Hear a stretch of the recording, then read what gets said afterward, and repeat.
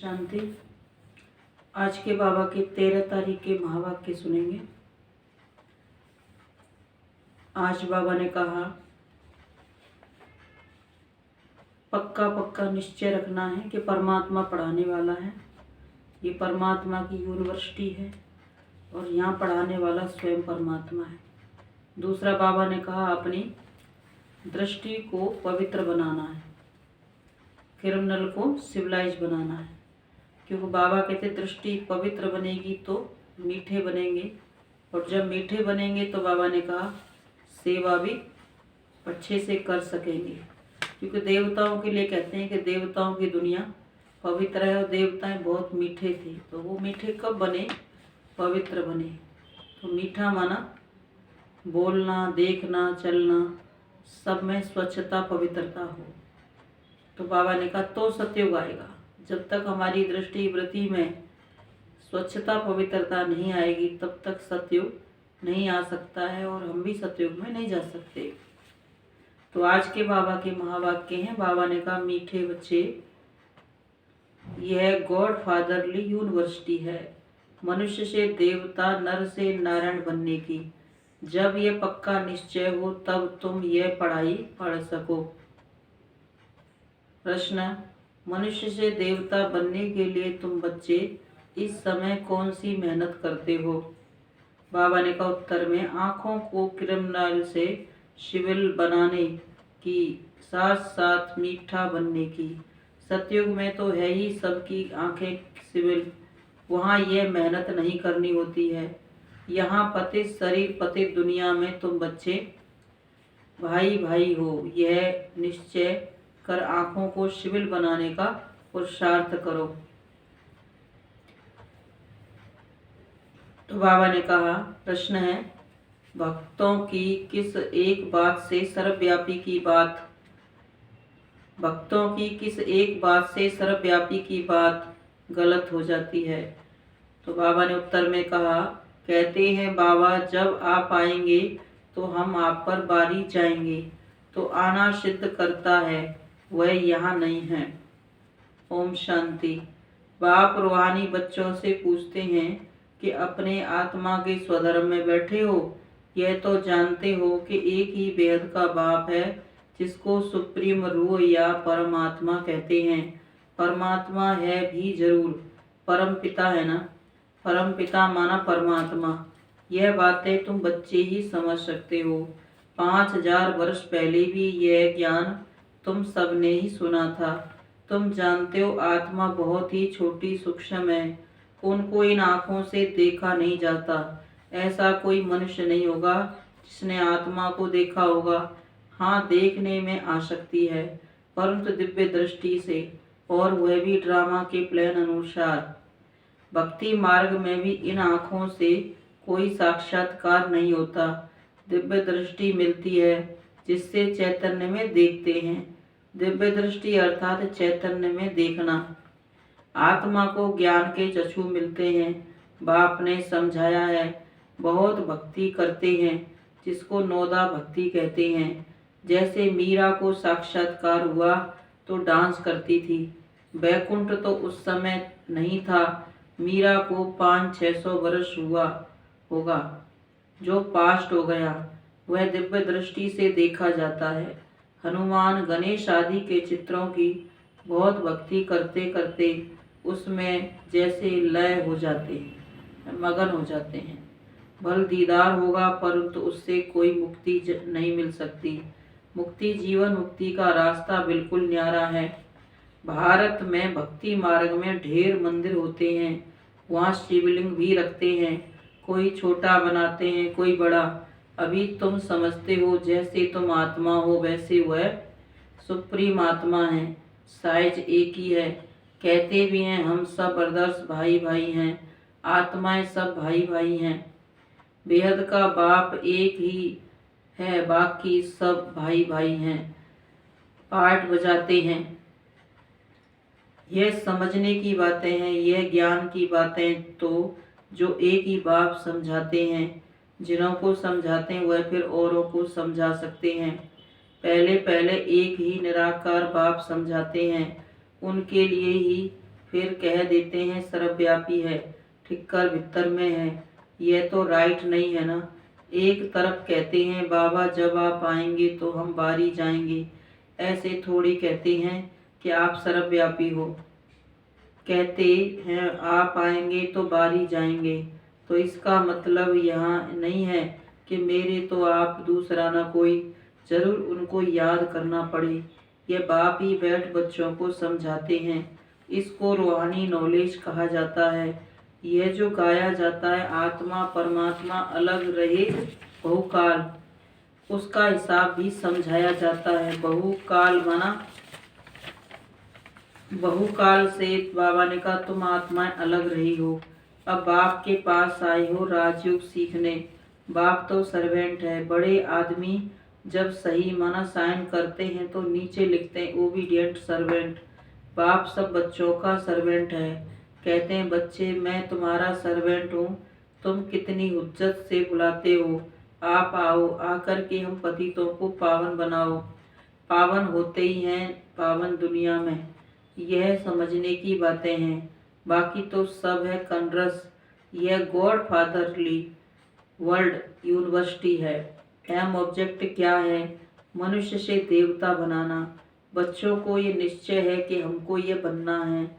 जिसको निश्चय नहीं होगा वह स्कूल में बैठेगा क्या? निश्चय होगा तो बैरिस्टर से सर्जन से सीखेगा। एम ऑब्जेक्ट का पता नहीं तो आएगा, एम ऑब्जेक्ट का ही पता नहीं तो आएगा नहीं।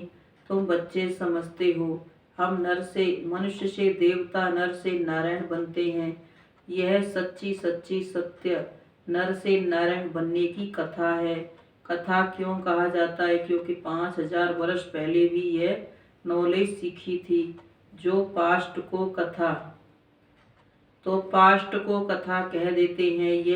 यह है सच्ची सच्ची शिक्षा नर से नारायण बनने की। नई दुनिया में देवताएं, पुरानी दुनिया में मनुष्य रहते हैं। देवताओं में जो दैवी गुण है वह मनुष्यों में नहीं है। मनुष्य उनको देवता कहते हैं और गाते हैं आप सर्वगुण संपन्न 16 कला संपूर्ण निर्विकारी हो। अपने को कहते हम पापी हैं, नीच भिखारी हैं। देवताएं कब थे? जरूर कहेंगे सतयुग में थे, ऐसे नहीं कि कहेंगे कि कलयुग में थे। आजकल मनुष्यों की तमो प्रधान बुद्धि होने के कारण बाप के टाइटल भी अपने ऊपर रख देते हैं। वास्तव में श्रेष्ठ बनाने वाला भी श्री श्री तो एक ही बाप है। श्रेष्ठ देवताओं की महिमा अलग है। अभी है कलयुग। सन्यासियों के लिए भी बाबा ने समझाया है। एक है हद का सन्यास, दूसरा है फिर बेहद का सन्यास। वो लोग कहते हैं हमने घर बार आदि सब छोड़ा है, परंतु आजकल तो देखो लखपति बन बैठे हैं। सन्यास माना सुख का त्याग करना। तुम बच्चे बेहद का सन्यास करते हो क्योंकि समझते हो यह पुरानी दुनिया खत्म होने वाली है, इसलिए इनसे वैराग्य हो। वो लोग तो घर बार छोड़ फिर अंदर घुस आए हैं। अभी पहाड़ियों आदि पर गुफाओं में नहीं रहते, कुटियाएं बनाते हैं, तो भी कितना खर्चा करते हैं। वास्तव में कुटिया पर कोई खर्चा थोड़ी लगता है। बड़े बड़े महल बनाकर रहते हैं।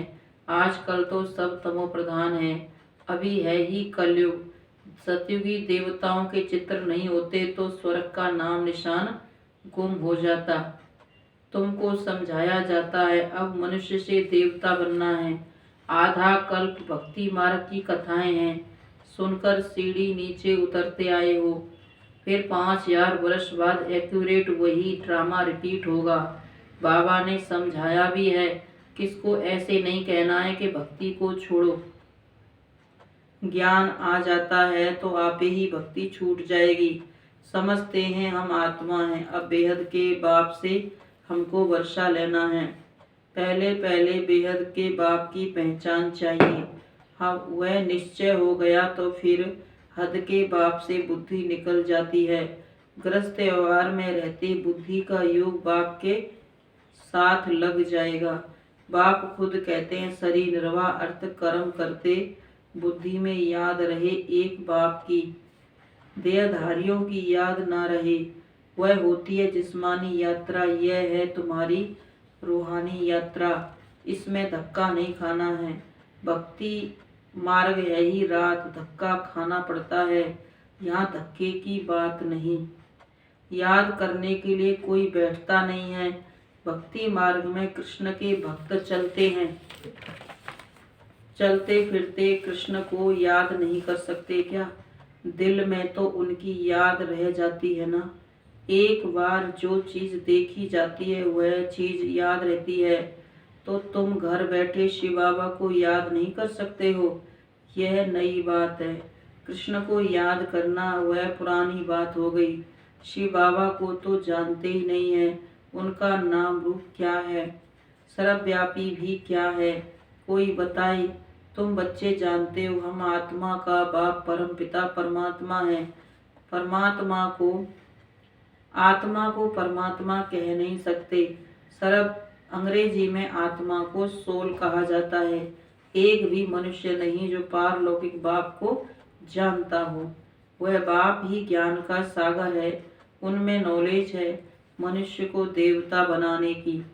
बाप कहते हैं रोज रोज घुइये घुइये बातें सुनाता हूँ, मुख्य बात ही है याद की, याद ही भूल जाती है। बाबा रोज रोज घुइये घुइये बातें सुनाते हैं, मुख्य बात है याद की। तो बाबा रोज रोज कहते हैं अपने को आत्मा समझ, बाप को याद करो। मैं आत्मा बिंदी हूँ, कहते भी हैं चमकता अजब सितारा। आत्मा शरीर से निकलती है तो इन आँखों से देखने में आती है। कहा जाता है आत्मा निकल गई, जाकर दूसरे शरीर में प्रवेश किया। तुम जानते हो हम आत्मा कैसे पुनर्जन्म लेते अभी अपवित्र बनी है। इससे तुम आत्मा पवित्र थी, तुम्हारा ग्रस्त धर्म पवित्र था, अब दोनों ही अपवित्र बने हैं। जब दोनों पवित्र हैं तो उन्हों की पूजा करते हैं। आप पवित्र हो, हम अपवित्र हैं, वह दोनों पवित्र, यहाँ दोनों अपवित्र। तो क्या पहले पवित्र थे फिर अपवित्र बने हैं, या अपवित्र ही जन्म लिया है? बाप बैठ समझाते हैं पहले तुम आत्माएं पवित्र थी, पूज्य थी, फिर आपे ही पुजारी अपवित्र बनी हो। 84 जन्म लिए हैं, सारे वर्ल्ड की हिस्ट्री ज्योग्राफी तुम जानते हो, कौन कौन राज्य करते थे, कैसे राज्य मिला, यह हिस्ट्री तुम जानते हो और कोई नहीं जानता। तुम भी अभी जानते हो, आगे नहीं जानते थे, पत्थर बुद्धि थे, रस्ता और रचना के आदि मध्य अंत की नॉलेज नहीं थी, नास्तिक थे। अभी आस्तिक बनने से तुम कितने सुखी बन जाते हो। तुम यहाँ आए हो यह देवता बनने के लिए, इस समय बहुत मीठा बनना है। तुम एक बाप की संतान भाई बहन ठहरे तो क्रिमिनल दृष्टि जा न सके, इस समय मेहनत करनी पड़ती है। आंखें ही सबसे जास्ती क्रिमिनल होती हैं, आधा कल्प क्रिमिनल रहती हैं, आधा कल्प सिविल रहती हैं। सतयुग में देवताओं की आंखें सिविल रहती हैं, यहाँ क्रिमिनल रहती हैं। इस पर सूरदास की कथा बैठ सुनाते हैं। बाप कहते हैं मुझे आना ही पड़ता है पतित दुनिया पतित शरीर में। जो पतित बने हैं उन्हों को ही पावन बनाना है।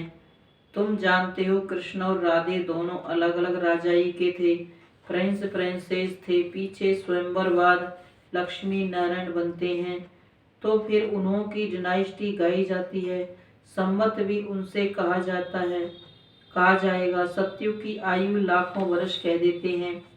बाप कहते हैं 1250 वर्ष रात दिन का फर्क है हो गया। ब्रह्मा रात ब्रह्मा की आधा कल्प, दिन ब्रह्मा का आधा कल्प। ज्ञान से है सुख, भक्ति से है दुख, ये सब बातें बाप बैठ समझाते हैं। फिर भी कहते हैं मीठे बच्चों अपने को आत्मा समझो, स्वधर्म में टिको, बाप को याद करो, वही पतित पावन है। याद करते करते तुम पावन बन जाएंगे, अंतमति सुगति हो जाएगी। बाप स्वर्ग का रचयिता है ना, तो याद दिलाते हैं कि तुम स्वर्ग के मालिक थे, अभी पतित हो गए हो, इसलिए वहां जाने के लायक नहीं हो, इसलिए पावन बनो। मुझे एक ही बार आना पड़ता है, एक है गॉड एक ही दुनिया है। मनुष्यों की तो अनेक मत हैं, अनेक बातें हैं। जितनी जबान उतनी ही, बाबा ने कहा जितनी जबान उतनी ही बातें। यहाँ है ये एक मत, अद्वैत मत। झाड़ में देखो कितने मत मतांतर हैं, झाड़ कितना बड़ा हो गया है। वहाँ एक मत एक राज्य। तुम जानते हो हम ही विश्व के मालिक थे। भारत कितना साहूकार था, वहाँ अकाले मृत्यु कभी होती नहीं। यहाँ तो देखो बैठे बैठे यह गया, चारों तरफ से मौत है। वहाँ तुम्हारी आयु बड़ी थी, अभी तुम ईश्वर से योग लगाए मनुष्य से देवता बन रहे हो, तो तुम ठहरे योगेश्वर योगेश्वरी, फिर बनेंगे राज राजेश्वरी। अभी तो ज्ञान ज्ञानेश्वरी, फिर राज राजेश्वरी कैसे बने? ईश्वर ने बनाया। अभी तुम जानते हो इन्हों को राजयोग किसने सिखाया?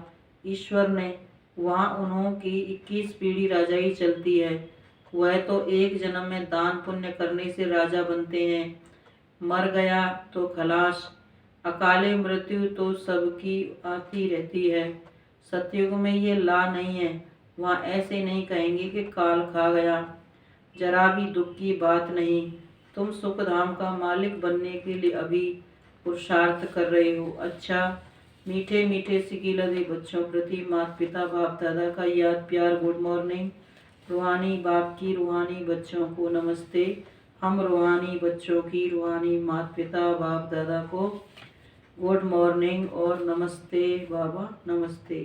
धारणा के लिए मुख्य सार है, इस पुरानी दुनिया से बेहद का संन्यास करना है। सरी निर्वार्थ कर्म करते रूहानी यात्रा पर रहना है। दूसरी पॉइंट, पुरुषार्थ कर आंखों को शिविल जरूर बनाना है। एम ऑब्जेक्ट बुद्धि में रख बहुत बहुत मीठा बनना है। वरदान, हर कदम में पद्मों की कमाई जमा करने वाले समझदार ज्ञानी तू आत्मा भव। हर कदम में पद्मों की कमाई जमा करने वाले समझदार ज्ञानी तू आत्मा भव। बाबा ने कहा समझदार ज्ञानी तू आत्मा वह है जो पहले सोचता है फिर करता है। जैसे बड़े आदमी पहले भोजन को चेक कराते हैं फिर खाते हैं, तो यह संकल्प बुद्धि का भोजन है। इसे पहले चेक करो फिर कर्म में लाओ। संकल्प को चेक कर लेने से वाणी और कर्म स्वतः समर्थ हो जाएंगे, और जहाँ समर्थ है वहाँ कमाई है। तो समर्थ बन हर कदम अर्थात संकल्प बोल और कर्म में पद्मों की कमाई जमा करो। यही ज्ञानी तू आत्मा का लक्षण है। स्लोगन, बाप और सर्व की दुआओं के विमान में उड़ने वाले ही उड़ता योगी हैं। बाप और सर्व की दुआओं के विमान में उड़ने वाले ही उड़ता योगी हैं। तो आज बाबा ने विशेष कहा कि हम परमात्मा से पढ़ते हैं। ये यूनिवर्सिटी विद्यालय है, तो पढ़ाने वाला यहाँ स्वयं परमात्मा है। तो बाबा ने कहा ये बात सिद्ध करेंगे कि भगवान ने कहा है मैं आता हूँ, तो जरूर दुनिया में भी कहते हैं भगवान आएगा, तो भगवान आ चुका है। तो ये बात बाबा ने कहा सबको समझाओ। ओम शांति।